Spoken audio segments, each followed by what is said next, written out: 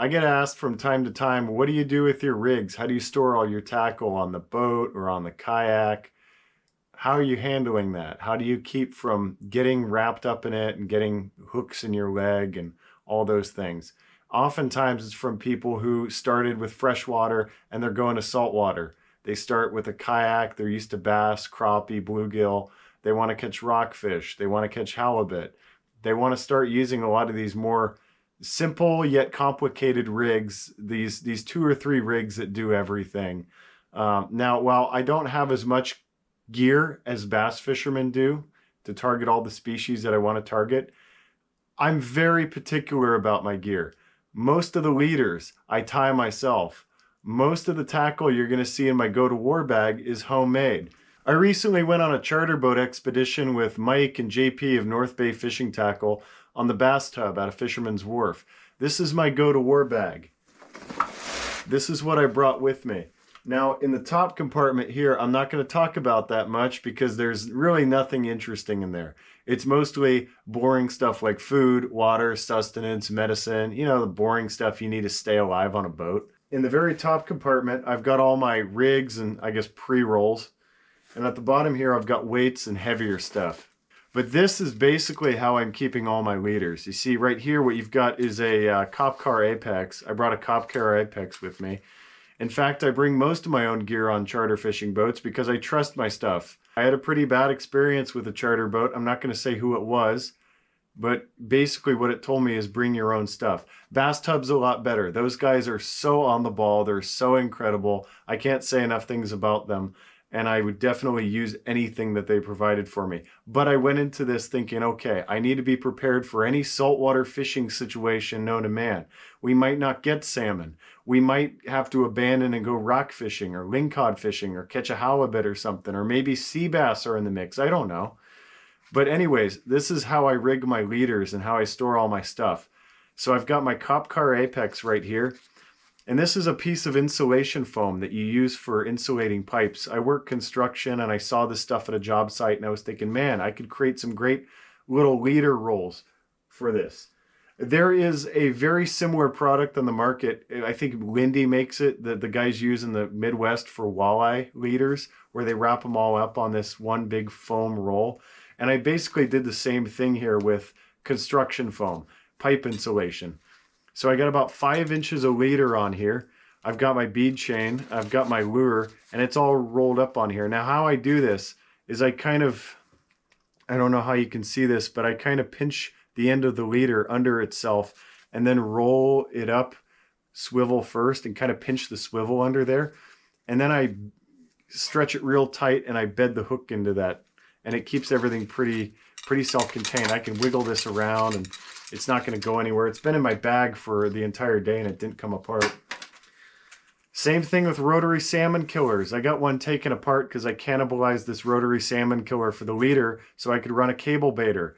The deckhands on the boat provided the cable baiter. I like the cable baiters better than my cable baiters, but this is kind of how I did it. I've got this hook point sticking in here. I got my rotary salmon killers. There's this slit in the foam right here you can actually embed damn near anything into. You can put your rotary salmon killers in there if they're not on the leader. You can put your hook holder in there. Here's a fully rigged rotary salmon killer. I set this one up with a 4-foot leader for the kayak. Trilene 40-pound test. I think the 40-pound test just kind of plays a little bit better when you're spinning really fast. It's kind of thick. It doesn't spin up that much. Same thing for my J-plugs. So with the J-plugs, what I do is I put the J-plug in here and I wrap the J-plug up in the leader and then kind of pin it in place. It's easy to do for me, but it's hard to explain. I pinned it in place with my sinker release, and that's how I do my J-plugs. This, I don't know what this is actually. Of course, I really didn't know what we were going to get into on the charter boat, so I brought 2 rockfish rigs. These are coming apart a little bit. I did not do a good job at rolling these up. Again, because I didn't know what I was getting into, I packed some halibut leaders. And the way I do my halibut rigs is kind of different. So I use a sliding sinker with about a 1.5 foot dropper on there. And the sliding sinker is completely divorced from the leader itself. The halibut can take the bait and sit on the bottom with it, and I've got direct contact with the halibut on the bottom. I'm not fighting a three-way swivel. I'm not fighting a big heavy sinker.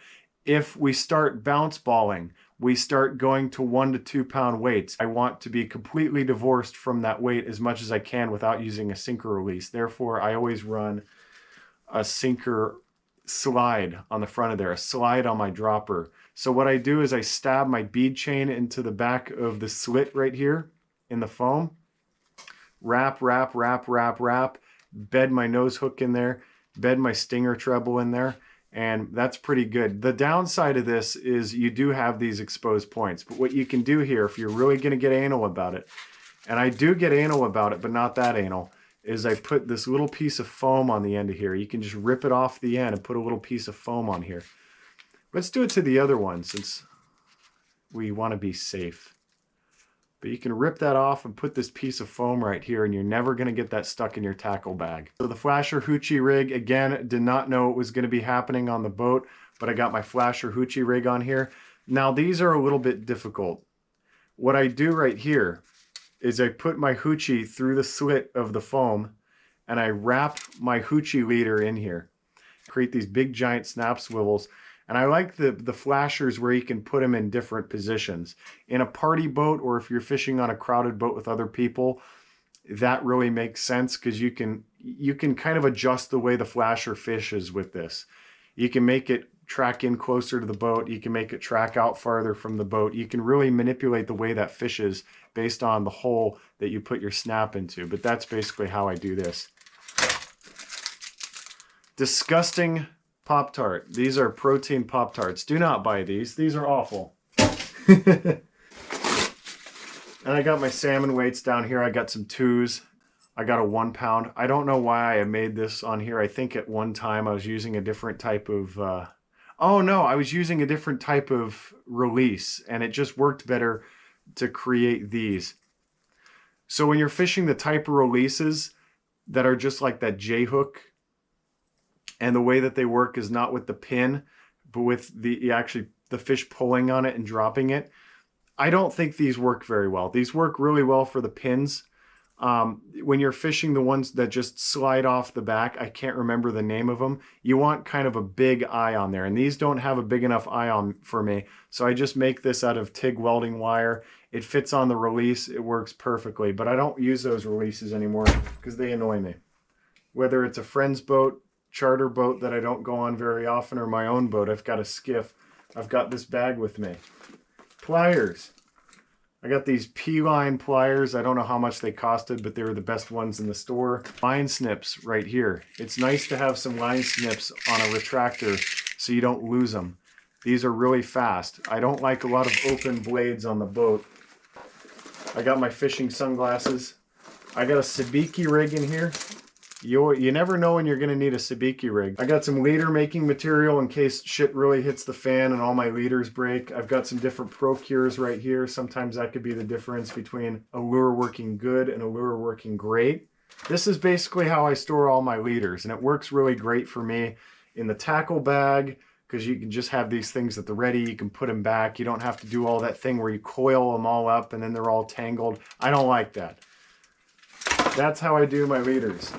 And it works really good too when you're on the kayak, because in the stealth kayak that I have in some of my newer videos, I've got that big hatch in the back, and that's about a 14 by 18 space in the back where I can just shove all my tackle. I cannot get a Plano box in there for the life of me. The problem with them is they do not go well on the kayak. These leak.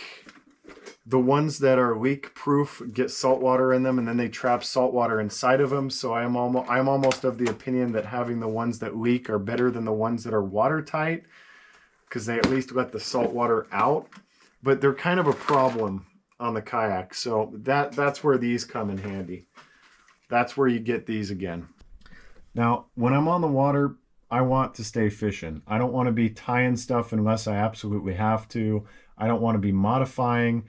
I want to be taking these off their little pre-rolls, slipping them onto my leader, and catching fish. I want to be efficient. I want to get in, catch my fish, and get out before the wind kicks up. That's just the kind of person I am. The same principle applies to bait storage. A lot of guys are storing all their anchovies in the little anchovy bag that they come in. Now, those are totally fine, but they're not resealable. I'll open them up, use like 3 or 4 of them, and then they're all just mush. They're all terrible. Brining solves this problem. You can fish baits 1 or 2 days in a row if you brine your baits. But the problem with brining your baits is the brine. This stuff gets everywhere. So I decided to go and pick up one of these Nalgene bottles. This one in particular is green. None of the ones I drink out of are green. They're all clear. So the green one is my designated anchovy bottle. You fill up with fire brine. You put your anchovies in here. You can use the brine a few times in a row if you want to. And the Nalgene bottle is great. You can drop it outside. You can roll it, shake it, bang it. You can grab a fillet knife and go hya, hya, hya, hya. See, your bag would be screwed up.